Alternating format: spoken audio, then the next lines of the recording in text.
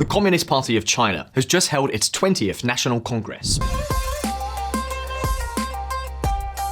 Normally, in a democracy, party congresses are usually something more testimonial than anything else. You know what they are going to say? We are the good guys, and the others are the bad guys. Well, you can imagine what it must be like in China, where they have a single party. However, VisualPolitik viewers, this time there was something that seemed to go a bit off script. Take a look.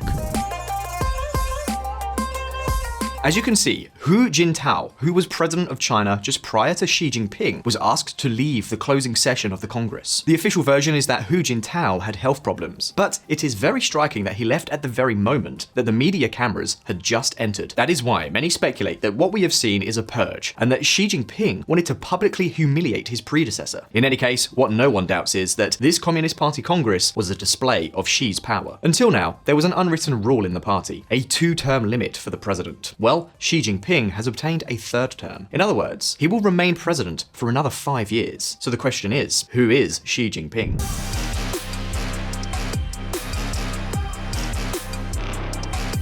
It may seem obvious, but think about it this way. We can all place the President of the United States ideologically. Right now, it's Joe Biden, who is a Democrat, more or less. We all understand the differences between Biden and Trump. And I know what many of you are thinking. Naturally, the USA is a democracy with different parties, but China has a single party. Yes, you are right, but having a single party does not mean that everyone thinks alike. There are different factions. For example, what differences are there between Xi Jinping and his predecessors? Is Xi Jinping anything like Hu Jintao or Jiang Zemin? I can already tell you that the answer to these questions is no. With Xi Jinping, we are seeing the most powerful Chinese president since the time of Mao Zedong, and this has a crucial influence. So the question today is, why is Xi Jinping a revolutionary change for Chinese politics? How has the Chinese president managed to reinforce his power even with the coronavirus crisis? More importantly, what do his next moves indicate? Today on VisualPolitik, we are going to answer these questions, but first, let's take a look at a bit of history.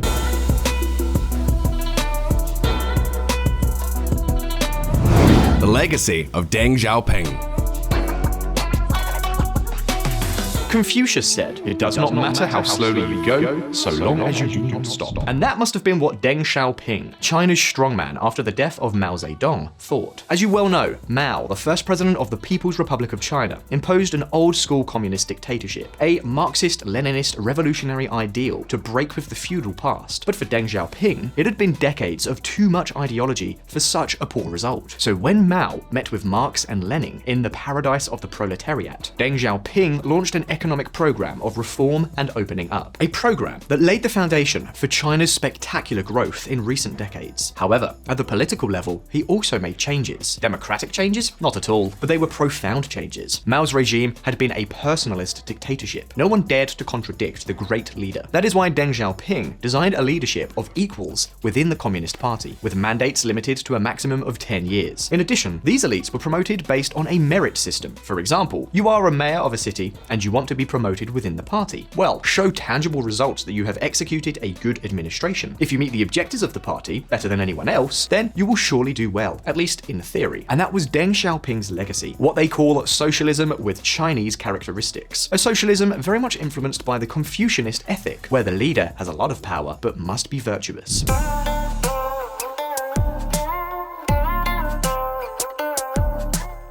Jiang Zemin and Hu Jintao, the first two successors of Deng Xiaoping, followed a continuous line as presidents of China. We're talking about 20 years in which Deng Xiaoping's imprint remained unchanged. China continued to be that hermetic state under the authority of the single party, governed by grey men in councils and committees that were accountable to no one, but were at least terribly pragmatic, in which individual leaderships were not absolute. In a way, what we could call a pure and tough technocracy.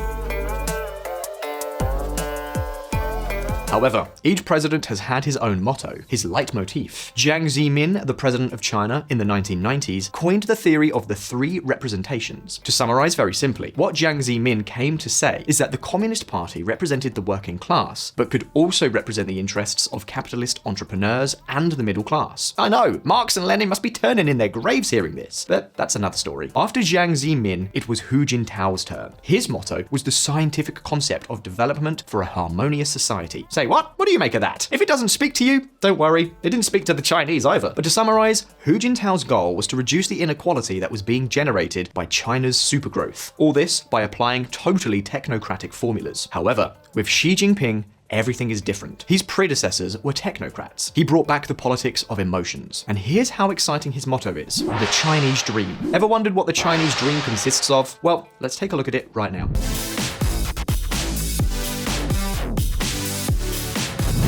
The Chinese dream.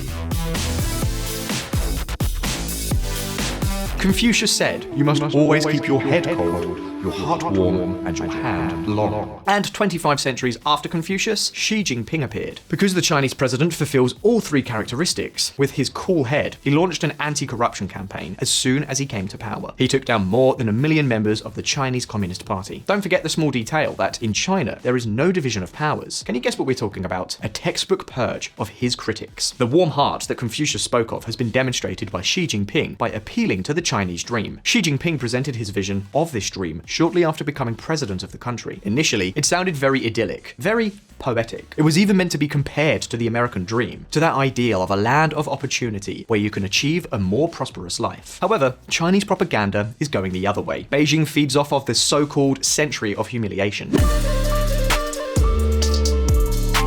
The century of humiliation is the little more than 100 years between the Chinese defeat in the Opium Wars and the proclamation of the People's Republic of China, a period in which the Qing Empire collapsed in the face of the intervention of massive foreign powers such as the United Kingdom, France, Russia, the United States, and Japan, which invaded China during World War II. Against this backdrop of weakness, Chinese propaganda highlights how the Communist Party came to save the country. China accounted for 1/3 of the world's GDP before the century of humiliation, and by 1960, that had dropped to just 4%. Today, it already represents 16%, making China the world's second largest economy. So the Chinese dream speaks to its people of China's re-emergence as a great power on the international scene, as a prosperous and strong country. It's a message that adorns the cities in a way that had not been seen for a long time. A veritable bombardment of propaganda that is invading more and more spaces. It already goes beyond the state media, beyond the billboards displayed in the streets. We are also talking about it invading the leisure time of the Chinese. Take a look. Chinese cinemagoers must watch propaganda clips before films. And yes, I know what you are thinking. This is nothing new in a totalitarian state. In China, however, they have gone even further. In this case, we're talking about well-known actors in the service of the regime. Actors that you will likely recognize. Check it out. 国家好，民族好，大家才会好。只有每个人都为美好梦想而奋斗，才能汇聚起实现中国梦的磅礴力量。 I know, you'll never look at any Jackie Chan movie with the same eyes again. I'm so sorry for ruining your childhood. However, this is the benevolent face of propaganda. Where the Chinese dream does not reach, the long hand that Confucius spoke of reaches. Because there is no aspect of daily life in China that escapes the control of the communist regime. Surveillance of the internet and social media is at its maximum. Those sites and apps of US origin are directly blocked. We're talking about platforms as popular worldwide as this very medium here, YouTube, and others like Facebook, Instagram, and Twitter. But wait a minute, because it's not only social media networks that are in the crosshairs of the Chinese dictatorship.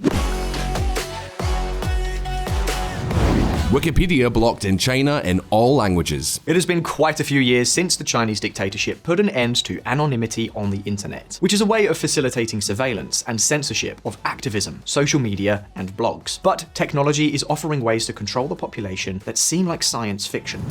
Chinese police are expanding facial recognition sunglasses program. It is amazing what is happening in China with facial recognition. For 3 years now, phone companies have been forced to scan the faces of applicants for new mobile and data services. As you can see, Xi Jinping's China is not only moving towards giving more freedom to its people, but more and more restrictions are being put in place. And that's how things stood when the coronavirus arrived to further strengthen President Xi's power. How? Well, we'll look at that next. The hexen that defeated the coronavirus. Confucius said, "The superior man understands what is right.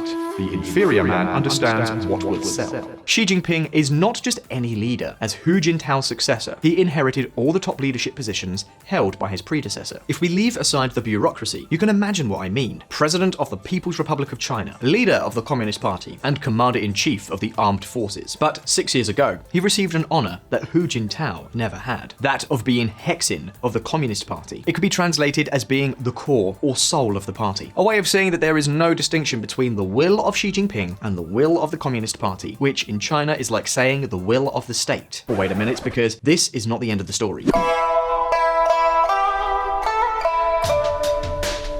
Generally, Chinese presidents left an ideological legacy related to the slogans that we have already just heard, and that legacy was incorporated into the constitution. But it was incorporated once the president was no longer formally in power. Xi Jinping has bypassed that unwritten law, and his ideas, summarized in Xi Jinping thought, have already been included in the constitution. This Xi Jinping thought seeks to reinforce the Communist Party as the only force legitimized to hold power in China. You could say that this is a way of consolidating the current situation in the Asian giant. Maintaining economic growth and making it have an impact on all layers of Chinese society is the goal, but not a word about political freedoms. So, Xi Jinping is not just another president for China. He has attained the same power that Mao Zedong had in his time. And the bad thing is that the cult of personality has also returned. No one dares to argue with the Communist Party hexen. This was reflected in the last Congress, with the composition of the new Politburo Standing Committee. In the old days, the members of the committee had links with the various factions of the party. This led to a collective style of decision-making. Not that there was pluralism, because you can't really say that in a one-party system, but there were different opinions. If you belonged to the Communist Party elite, you could have your own point of view. Now, that's gone. Xi Jinping already dominated the previous standing committee, but with the 4 appointments he just made, it already looks like we are talking about Xi Jinping and his clones. All 4 have close ties to Xi. One is directly his chief of staff. Another has been a family friend of the president's for decades, and the other 2 have been Xi Jinping's subordinates in his climb to the top of Chinese communism. Of all of them, it is worth taking note of Li Qiang's name. All indications are that he will have a new job in March. Xi Jinping loyalist Li Qiang to become Chinese premier. Li Qiang, a senior party official in Shanghai, was responsible for managing the COVID containment in the megacity for just over 2 months last spring. It should be remembered that in the fight against the coronavirus, President Xi Jinping has been determined to impose a hyper-strict zero-tolerance policy. He did not hesitate to paralyze the country as soon as there was a new positive result. Xi has been obsessed with this issue, and in the end has rewarded the one who has carried out his zero-COVID policy to the letter. He was not bothered that the Shanghai containment was a real disaster, marked by shortages, food shortages, problems of access to healthcare, and by dragging on much longer than the 9 days initially planned, which has had a major impact at the economic level. It is easy to imagine that within the Politburo, there would be someone who would question such a strict policy in view of how the rest of the world dealt with COVID. Now, however, the rise of Li Qiang is the best proof that Xi Jinping will become the will of China without any filter. And yet, it seems there are still some Chinese citizens with the courage to oppose the will of the top leader. Chinese police arrest bridge protester calling for citizens to take down dictator Xi Jinping.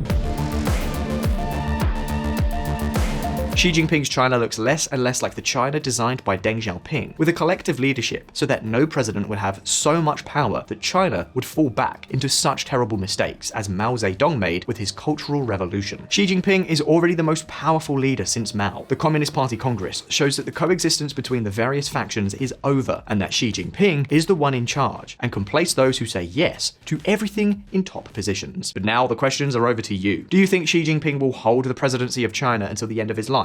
What do you think of the propaganda built by his regime around the Chinese dream? I also want you to know, which Confucian teaching did you like the most? So you can leave me your answer in the comments. And as always, don't forget that we release new videos every week, so subscribe to the channel so that you don't miss any of our updates. If you like the video, like it, and I'll see you in the next one. Take care. I'll see you soon.